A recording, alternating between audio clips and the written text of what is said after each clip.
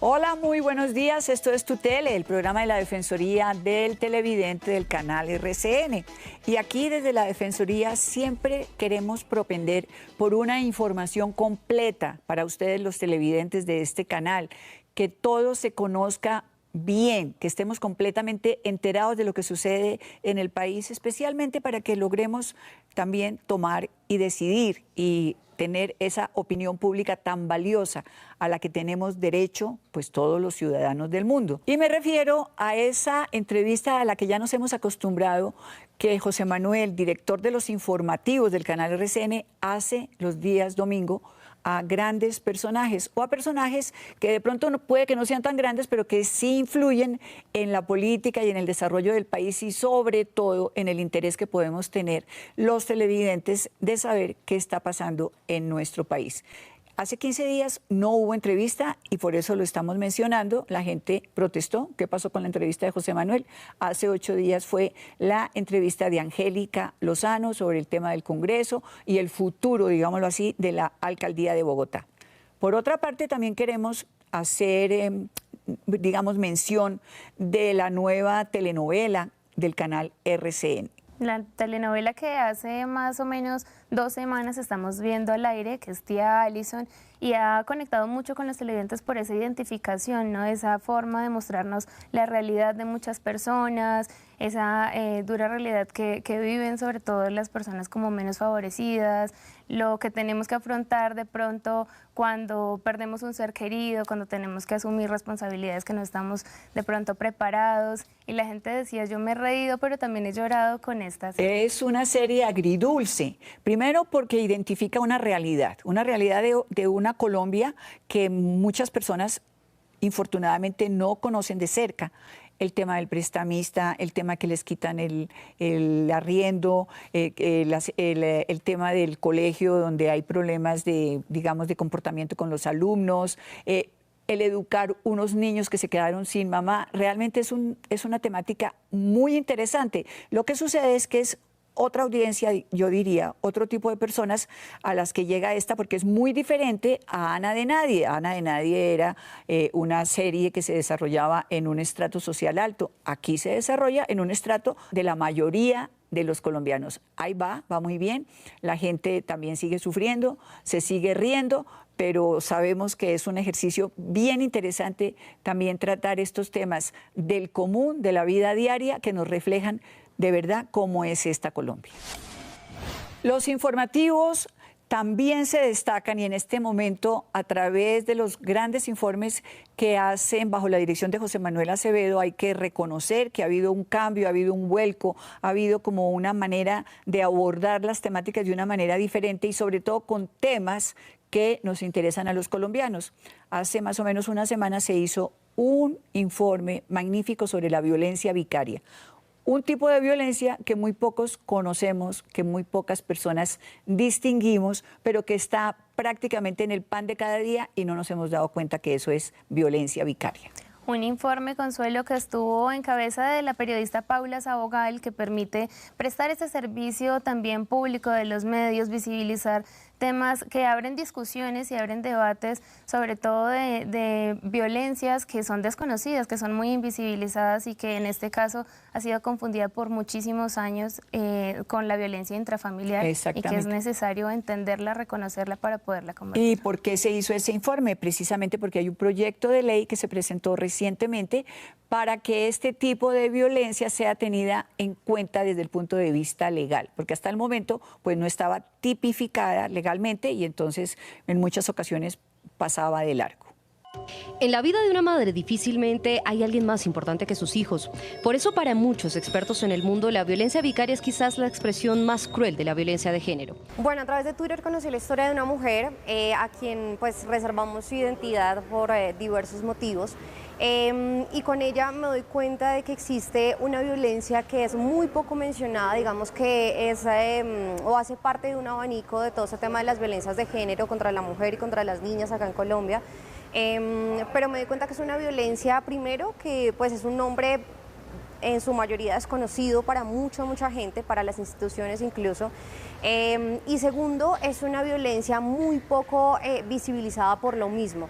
incluso es tan invisible para la sociedad colombiana que ni siquiera la legislación lo contempla en su norma, en sus normas. Cuando tú hablas de él, la gente no sabe qué es violencia vicaria, pero cuando tú la explicas, siempre sabes que hay alguien cercano o tienes un conocido, una amiga o tú lo has vivido. Entonces empieza uno como a sorprenderse del desconocimiento que es, pero de lo común que es esta violencia en el país. Entonces eso creo que es una de las cosas más preocupantes y más alarmantes. En la fundación se han acercado, en este momento tengo la cifra de 1.063 mujeres atendidas bajo la Fundación Colombiana contra la Violencia Vicaria.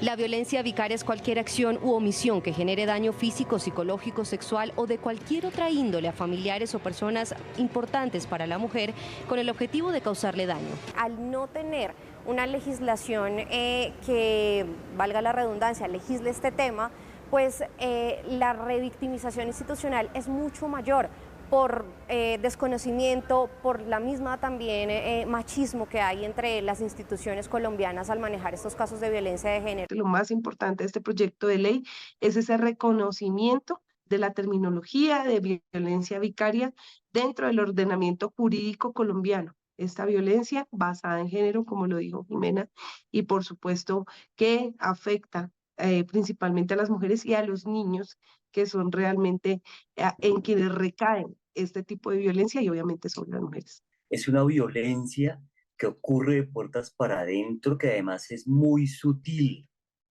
Por eso no es fácil de identificar. Por eso en ocasiones se confunde con algunos aspectos de violencia psicológica cuando uno la quiere tipificar dentro del marco de la violencia intrafamiliar en la parte de la violencia psicológica.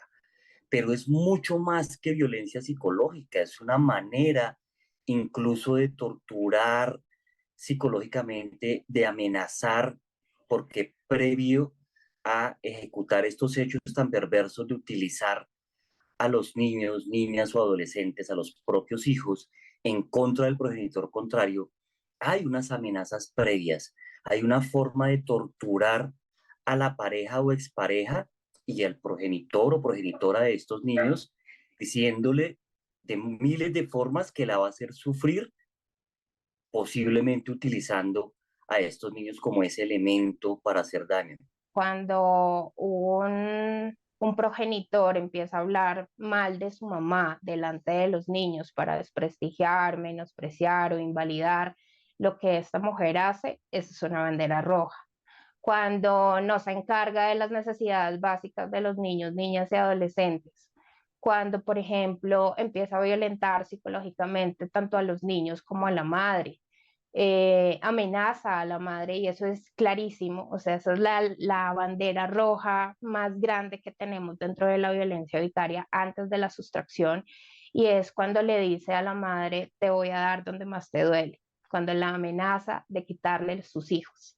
Esta es como la bandera roja más gigante que tenemos. Yo espero que la legislatura podamos sacar este proyecto adelante porque realmente se necesita que sea reconocida esta violencia vicaria, principalmente por aquellos actores que están vinculados, obviamente, a estas violencias, ¿sí? Y que podamos tener cifras en el país de violencia vicaria a partir de este reconocimiento. Se puede decir que si son 1.063 mujeres hoy en día registradas, son más de 1.063 infantes, porque muchas de estas mujeres no solamente tienen un hijo, sino nos encontramos con cifras de 2 hermanitos, 3 hermanitos. Tengo un caso de que son 4 hermanitos.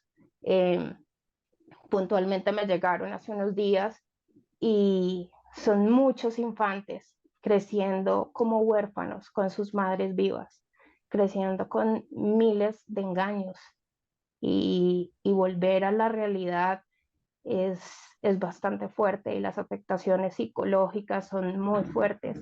En Colombia, el caso más reciente del que se habló de violencia vicaria es el del pequeño Gabriel Esteban González, asesinado por su padre para causarle daño a su mamá en octubre de 2022. Probablemente no haya oído este término, ni siquiera la legislación colombiana lo contempla. Por eso al Congreso llegó un proyecto de ley que busca legislarlo. Una parte importantísima del proyecto de ley es precisamente caracterizar de la forma más precisa posible este tipo de violencia, para que las autoridades, comisarías de familia, jueces de familia, fiscalía, juzgados penales, no la confundan con otro tipo de violencia o no la enmarquen solamente como algo más de la violencia intrafamiliar. Hasta ahora es una violencia incluso que está solo reconocida en países como España o legislada en países como España, Argentina avanza en ello, en México hay estados que ya tienen una legislación sobre este tema y Colombia tiene que estar también a la vanguardia para proteger a sus mujeres y también a sus niños. En la misma erradicación de la ley vicaria, el 11 de mayo, incluso hasta congresistas mujeres dijeron, wow, yo fui víctima de violencia vicaria. Pero es un término que no es reconocido y por lo mismo tenemos que trabajar arduamente en sacarlo a la luz. Ese es el principal reto que tenemos que hacer, dejar de normalizar absolutamente todas las violencias y, por supuesto, la visibilización de términos tan importantes como violencia vicaria y, por supuesto, estos proyectos de ley que permitan que estas mujeres encuentren también un camino para la protección de ellas mismas y, por supuesto, de sus hijos y de todos sus seres queridos, porque eso también puede estar afectando a otros seres queridos o a otros terceros que las mujeres posiblemente que están siendo violentadas puedan tener. Entonces creo que eso es lo más importante y pues ya estamos dando grandes pasos al que el hecho de que ya los medios de comunicación hablen de violencia vicaria.